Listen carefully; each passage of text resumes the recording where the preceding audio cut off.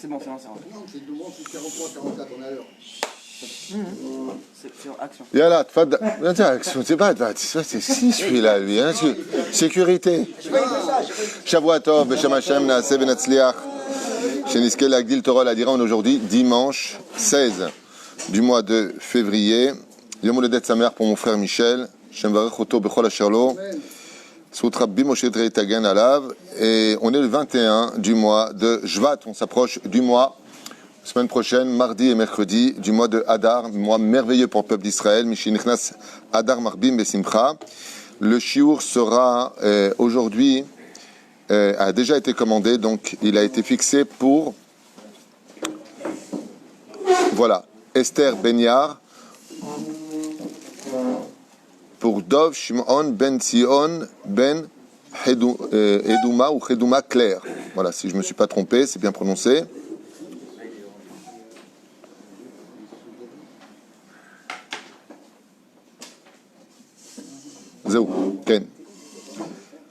On souhaiterait une grande réfouach lema aussi pour tous les malades d'Israël, Bichlal, Moratim Akdosha, Vataora, Ginette Shoshana et Michel Malka Benot Mesaouda, Irmiaou Avraham Ben Mesaouda, Ben Arosh, Sharatal Yabatifrat, Miriam Ayekera, Frej Ben Asher, Eliaou Amar Ben Ali Simcha, Salomé, Rachel Perl Chayabat, Miriam, Lelef Elfav Dalim, Leilou, Nishmat Israq Ben Sassia, Marcel Batrasi, Baroud Batzara, Blanche Efrat Batzara, Shirel et Sarah Benot Jessica, Keren Jessica, Yitzhak Ben Rivka, Eliaou Ben Esther, et Asher Reuven, Frej Ben Louise, Zichron Livracha, et Kol Mete Israël, Be'ezrat Hashem.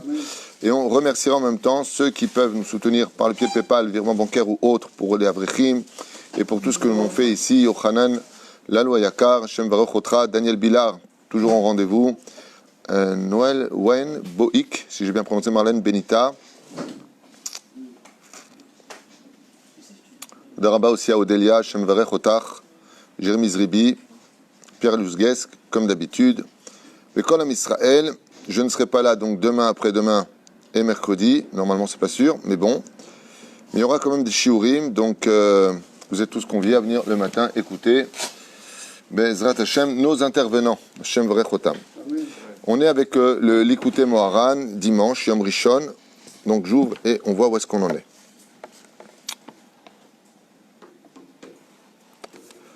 Just a minute. Rabbeinu Kotev, juste où est-ce qu'on en était? Je ne me rappelle pas qu'on en était. Ah, voilà, c'est pour ça. On en est là, voilà. Je me demandais où est-ce qu'on en était, on en est là. Ikar Chayut Mekablim Me'atfila. Rabbi Nachman ici explique à propos de la Torah tête. Donc on est dans le Kitsur Likutei Moharan, qui n'est pas d'ambiguïté. Et Moreno Arav, il dit Ikar Chayut Mekablim Me'atfila. Par quoi est-ce que Be'etzem, une personne obtient de la vie essentiellement par le biais de la prière? C'est pour ça d'ailleurs que vous avez remarqué quand une personne est malade, tout de suite on prie. Qu'est-ce qui donne de la vie? Ikar Chayut, le principe fondamental de la vie sur terre, c'est le dialogue avec Hachem. D'accord? Comme on le dit d'ailleurs dans le Modim Anachnulach, on dit aussi qu'une personne qui est décédée, ça veut dire que le fait que l'on vit, la raison pour laquelle on a le droit de demander à vivre à Dieu, pour quelle raison? Qu'est-ce que toi tu me donnes pour vivre? Par exemple, vous avez remarqué quand tu es chez toi, tu payes l'Arnona. Pourquoi tu payes l'Arnona? Parce que tu respires dans cette maison. On va mesurer le nombre de mètres carrés dans tes murs où tu vas respirer dedans. Et ça s'appelle taxe d'Arnona. Une arnaque de l'État encore. Taxe foncière, je crois, en français. C'est ça? Oui, partout. C'est très curieux que le mec, une fois qu'il a payé sa taxe pour acheter la maison, hormis le fait qu'il paye déjà pour le truc, il doit aussi payer parce qu'il respire dans sa maison. Et après, il cherche les voleurs dans le peuple. Et après, avant, il n'y avait pas de taxe dans l'eau, maintenant, il y en a. Taxe dans l'eau, taxe dans tout. Dans tout. Hein? Si au moins ça pouvait servir à relever la situation des gens pauvres. Bon, c'est vraiment quelque chose. Eh bien, c'est pareil ici. Il dit, ok, toi tu veux respirer. Le Créateur du monde ne t'envoie pas une facture à payer. Il te demande simplement si, en voulant respirer dans le monde dans lequel tu es prêt à payer quelque chose. Et c'est quoi le fait d'être payé? Al tikra neshima et la neshama. Kol neshama ou kol neshima ta'alelia hallelujah. Kol neshama ta'alelia. Ça veut dire que le mot neshama, âme, se traduit aussi par le mot respirer. Et le verset du 150e Télim nous dit Kol neshama ta'alelia hallelujah. Kol neshama. Ça veut dire que tout le kol que tu es, tout ce que tu es, n'a été créé que pour une seule chose, les Odot, l'Hachem. Sur ce, hier, j'ai expliqué, hier matin, je me suis rendu compte que je faisais 3 à 4 cours par Shabbat, moi, hier. Le vendredi soir, le Shabbat matin, Shabbat après-midi, Shabbat après-midi, Seouda Shlishit. Vous l'avez remarqué. Je vous ai pas saoulé au moins. Non, pas du tout. Contraire. Hier, on a expliqué quelque chose de phénoménal et fondamental. Vous savez, on a posé une question à propos des Léodotes. Posé une question à propos de Yitro. On dit toujours qu'est-ce qu'a entendu Yitro, qu'est-ce qu'a entendu Yitro, qu'est-ce qu'a entendu Yitro. Et tout le monde vient apporter les mérites de Yitro, parce que Yitro, qui cherchait l'objectivité, qui cherchait le Hémet, qui cherchait à se rapprocher de la Shrina, qui voulait servir le vrai Dieu, il ne savait pas à qui s'adresser jusqu'à ce qu'il ait découvert que le seul vrai Dieu, c'est le Dieu d'Israël, qui gadol Elohim et kol Elohim, car Dieu, le Dieu d'Israël est plus grand que tous les autres dieux. D'ailleurs, c'est curieux, cette phrase-là, on l'a déjà expliqué vendredi, regardez le shiur, on ne va pas perdre de temps pour revenir à chaque fois sur ce qu'on dit. Bien, ce qu'il y a de très curieux, c'est le contraire. C'est Mapitom qu'on ait reçu Yétro. Pourquoi ? Parce qu'on a des lois.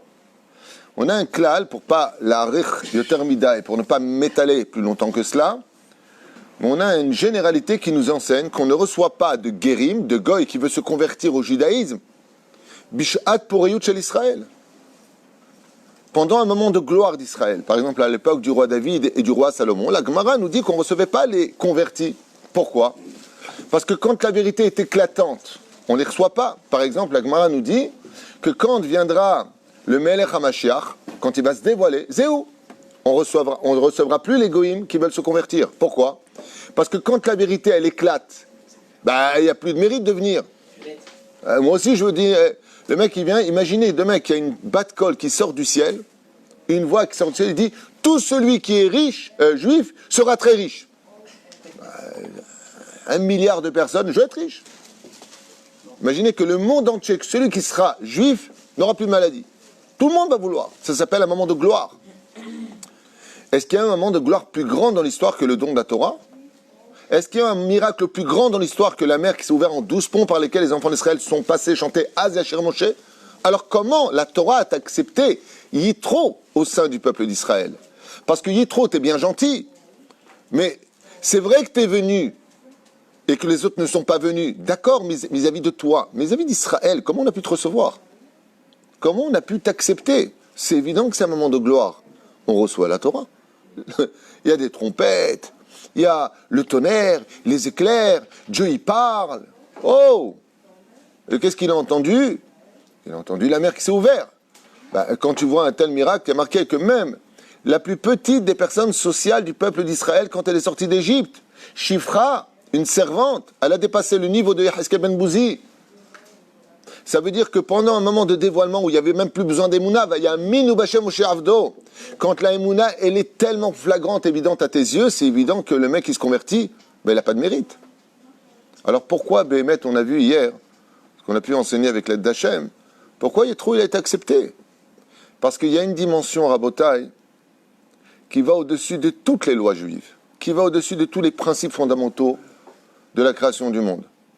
Si vous observez bien le texte de ce que fait Yitro quand il vient se convertir, il vient remercier Hachem. Il n'y a pas plus grand que le Dieu d'Israël qui est au-dessus de tous les autres. Baruch Adonai Elohé Israël, béni est l'Éternel, Dieu d'Israël. Il vient bénir Hachem, il vient remercier Hachem. Waikach Yitro, Ola Uzvahim l'Elokim. Il est venu Yitro. Et il a pris quoi ? Les korbanot pour remercier Akadosh Baruch Hu. C'est vrai qu'il y a des vétos dans la vie, c'est vrai qu'il y a des murailles infranchissables et des principes fondamentaux d'Halakha. Mais celui qui rentre dans le peuple d'Israël, même pendant une période de gloire du peuple d'Israël, vient cette paracha qui devrait nous étonner. Non seulement tu acceptes Yitro, mais tu mets la paracha en son nom. Akadosh Baruch Hu dit oui. Et je vais te dire pourquoi. Je mets la paracha au nom de Yitro et je vais te dire pourquoi. Parce que Yétro est venu avec un cœur 100% pour me remercier et chanter en mon honneur. Celui qui vient pour se convertir, même dans un moment où les lois nous disent « temps mort », là tu ne peux pas te convertir. Viens, comme j'expliquais hier, je vais donner l'exemple de Agar. J'ai donné l'exemple de Antoninus. J'ai donné l'exemple de Adrien, de Ankelos. Eux aussi sont venus se convertir, on a peut-être paracha à son nom. Pourquoi? Si tu me dis oui, mais Yétro, lui, attends, t'as oublié qui il était? Et toi, t'as oublié qui était Agar? T'as oublié que c'était la princesse d'Égypte, c'était une reine dans le monde? Et qu'est-ce qu'elle a fait Agar? Elle a dit, je préfère être une servante chez des Juifs que la reine du monde. Pourquoi il n'y a pas une paracha au nom de Agar? Ah, si tu viens dire que Yétro, il a tout abandonné, les richesses, les honneurs et les femmes et tout ce que tu veux pour la Torah, ben d'accord, très bien, mais une paracha en son nom, mais en une aussi pour Agar. Surtout que Agar, quand est-ce qu'elle est devenue juive? Après que Abraham soit rentré dans les fours crématoires. Il sortait de Ur-Kasdim. Hein, de rentrer dans le peuple d'Israël quand on te dit sale juif, vous les juifs vous êtes des voleurs, vous les juifs vous êtes des ceci, les Israéliens, le sionisme, et le mec il se convertit au judaïsme, bravo. Mais quand tu viens et que les juifs sont au summum de la pyramide, ben il n'y a pas de bravo. C'est un kiff de l'être. Donc pourquoi Agar n'a pas eu sa paracha en son nom? Parce que Agar, on voit, comme le dit Rashi, qu'elle s'est enorgueillie d'être juive et d'être tombée enceinte au point de se moquer de Sarah jusqu'à ce que Sarah lui ait mis la Inara. D'accord? Tandis que Yétro, lui, qu'est-ce qu'il fait? Il ne cherche pas les honneurs, il vient juste pour une chose. Quel est le but de ta conversion? Je veux être tellement proche d'Hachem pour le remercier, le louer, lui dire combien je suis heureux d'avoir découvert la vérité, combien je veux chanter son nom, que Dieu dit dans ce cas-là, ouvrez le passage, laissez-le passer. Yétro, tu es le symbole de tout ce que j'ai à dire dans ma Torah. Que Shem Sheda levrech ala tova kach levrech ala ra. Ou yoda leodot. Yétro, il sait remercier Hachem. Yétro, on ne le voit pas une seule fois se plaindre. Il vient juste remercier Hachem. Il prend des korbanot et fait une séouda. Pourquoi tu fais une séouda? Séouda Yétro, qu'on fait d'ailleurs nous-mêmes, les Tunisiens, dans la tradition, et les Constantinois. D'où est-ce que vient cette séouda? Le makor du makor, c'est la séouda qui est marquée dans la paracha d'Yétro. Ils ont fait une séouda, mais avant la séouda, qu'est-ce qu'il a fait Yétro? Des korbanot de remerciement à Dieu. Il est juste, il dit voilà, je vais me convertir. Je dis mais tu peux pas maintenant, pourquoi on reçoit la Torah en entrefeuille? Qu'est-ce que tu fais? Qu'est-ce que tu veux? Dieu est en train de nous parler. Il dit non, je veux rien. Je voudrais être juif parce que, en tant que non-juif, je peux remercier Hachem. Mais en tant que juif, je peux le remercier encore plus parce que la neshama du juif est faite particulièrement pour ça. Il dit quoi? Tu veux simplement te convertir pour ça? Il dit Ken, je veux remercier Hachem. Moshe, il dit à la nuée de gloire, parce que vous savez que Yétro ne pouvait pas rentrer, il a envoyé une flèche, une missive à Moshe en disant reçois-moi. Ouais. Quand Moshe il a entendu que tout le but de la conversion de Yétro, c'était simplement pour remercier Hachem. Il fait-le en tant que goy. Ah, alléluia, ah, alléluia. Allez, chante. Il dit non, non. Parce que les Juifs, ils ont un raccourci. Shirul Adonai shir hadash kiniflaot asa. Israël. Les Juifs, vous avez une particularité, comment vous remerciez Hachem. La chazanout est extraordinaire.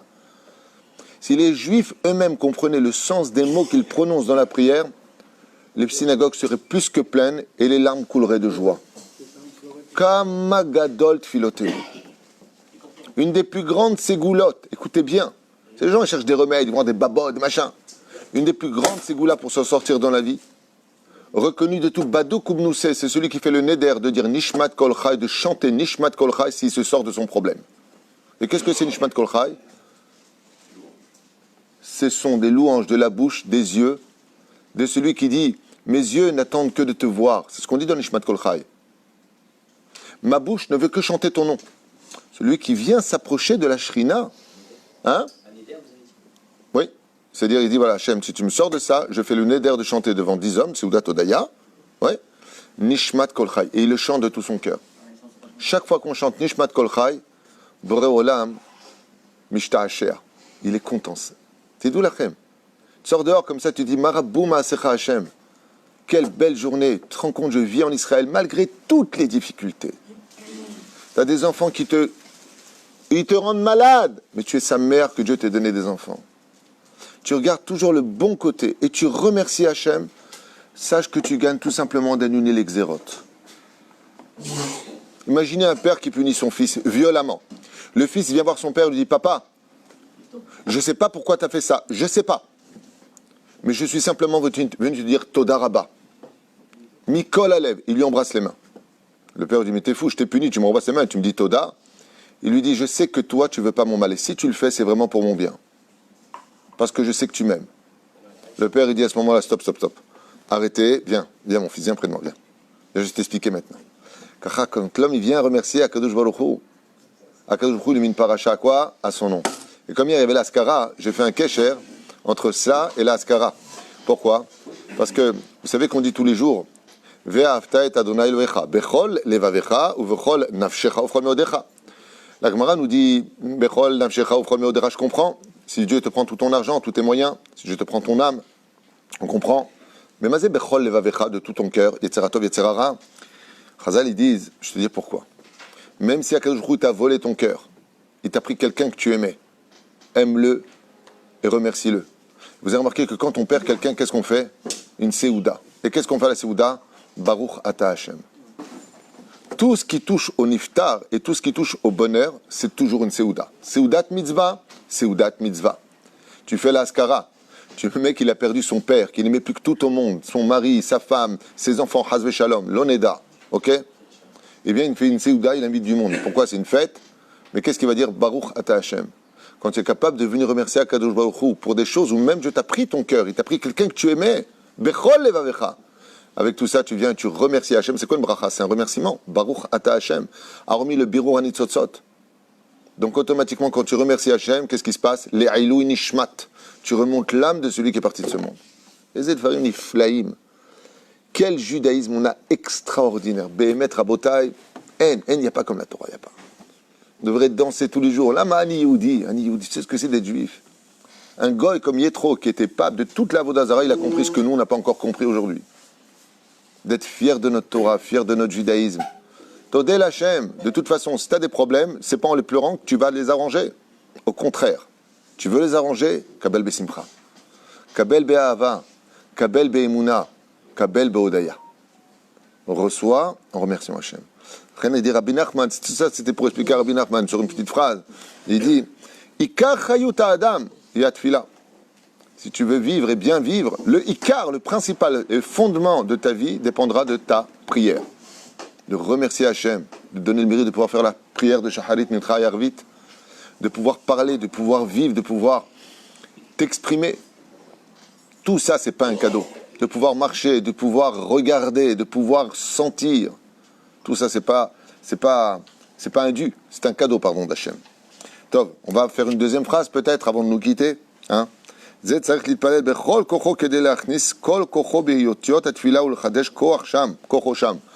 il dit, il faut prier quand on prie de toute son âme et d'être 100% avec la prière, de se débarrasser de toute pensée étrangère. Afin que quoi? Il dit, c'est marrant parce que ce qu'il dit ici, c'est ce qu'enseigne aussi le Maharal de Prague.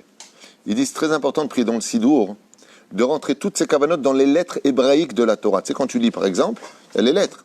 Le Maharal, il dit que les lettres elles-mêmes sont une prière en elles-mêmes. Une fois, quelqu'un m'a dit, enfin, excuse-moi, mais posez une bonne question d'ailleurs. Il m'a dit, ça me saoule de prier. Je lui ai dit, pourquoi? Il dit, c'est toujours la même chose. Hachem, c'est Fatah Tiftar, Fiagité la Techa, Baruch Ata Hachem, Elokeinu Avotenu, Abraham, Yitzhak, Yaakov, 3 fois par jour, tous les jours. Je trouve que c'est de la répétition, voilà, on le connaît par cœur maintenant. Je lui ai dit, Tatzodek. Tu devrais arrêter de manger tous les jours aussi. C'est la même chose, tu t'assois, tu es là. T'as raison. Il m'a dit, bah, quel rapport? Je sais pas, quel rapport? Tu manges bien tous les jours? Non, ça se répète pas la même chose, tu t'assois à table et tu manges. Il m'a dit oui. Alors, il m'a dit, mais si je mange pas, je meurs. J'ai dit, bah, c'est pareil, tu pries pas, tu meurs. Oui, mais d'accord, mais enfin, ce que j'ai mangé hier, c'est pas ce que j'ai mangé aujourd'hui. J'ai dit, bah, tu vois, c'est exactement pareil dans le temps. Tu vois, aujourd'hui, nous sommes le 16, dimanche 16 2020 de l'ère vulgaire.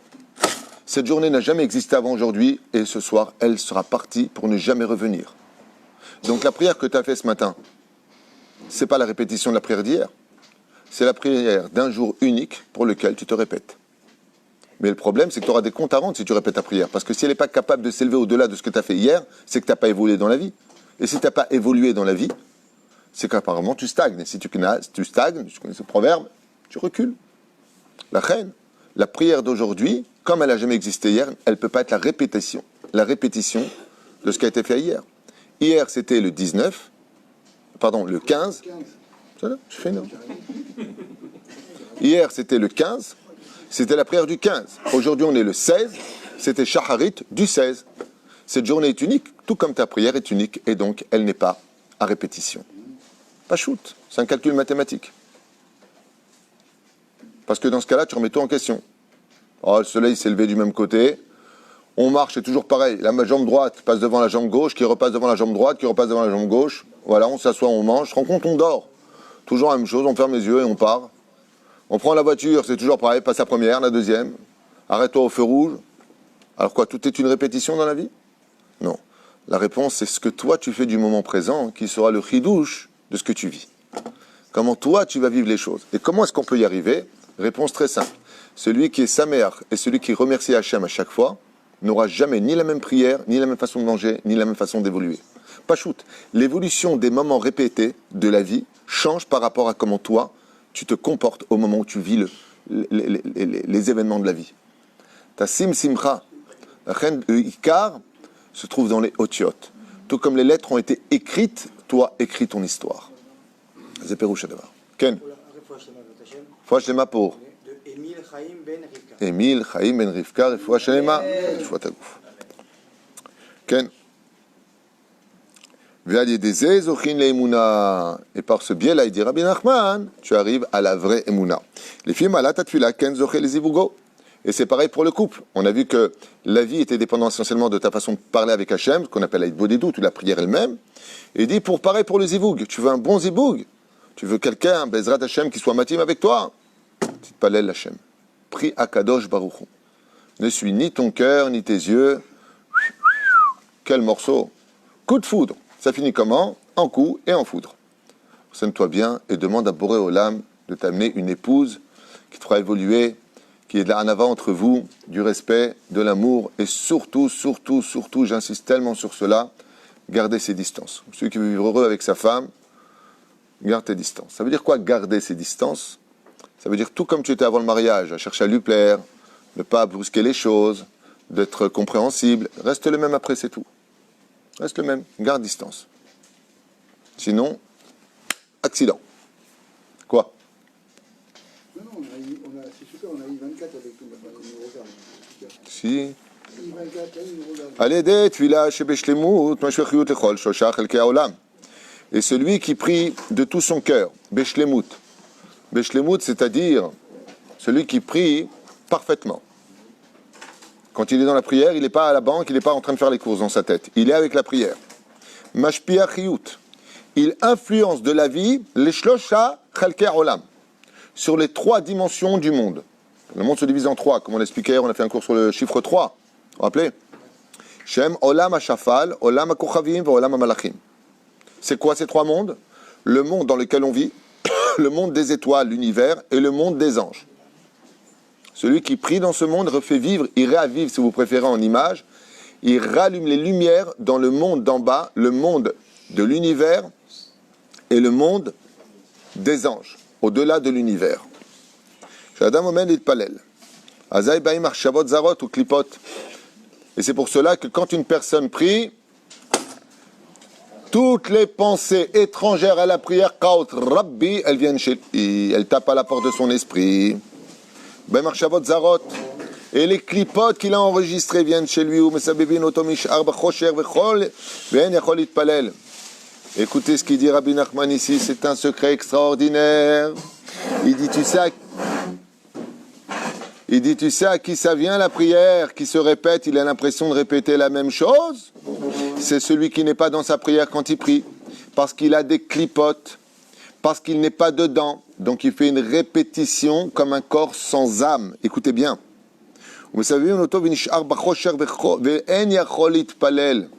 Et sa prière en réalité n'est pas une prière. Alors tu écoutes ça, tu dis alors j'arrête de prier parce que le mec il s'en sort pas. Non, vous inquiétez pas.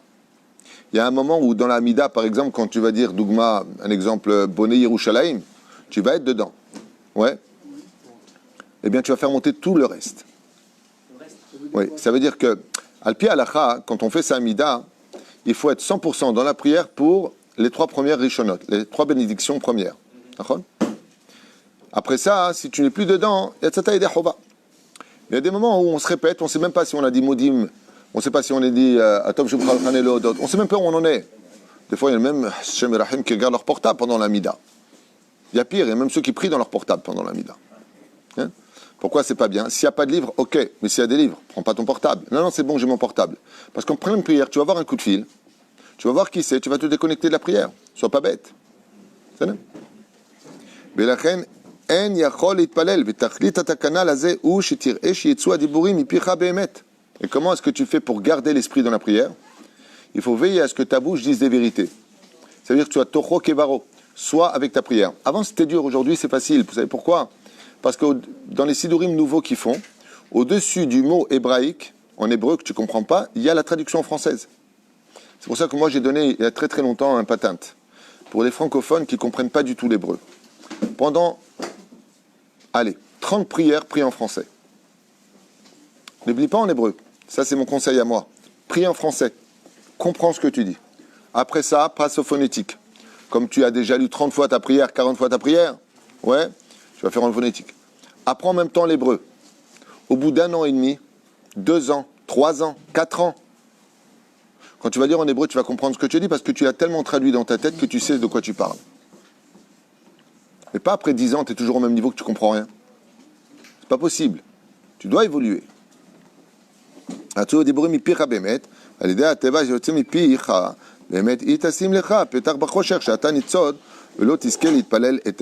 ici, il rappelle Rabbi Nachman aussi un mamar du Maharal sur la prière, qui dit qu'en regardant les lettres, eh bien, tu te concentres à éloigner de toi les clipotes et les mauvaises pensées et de rester dans la mida.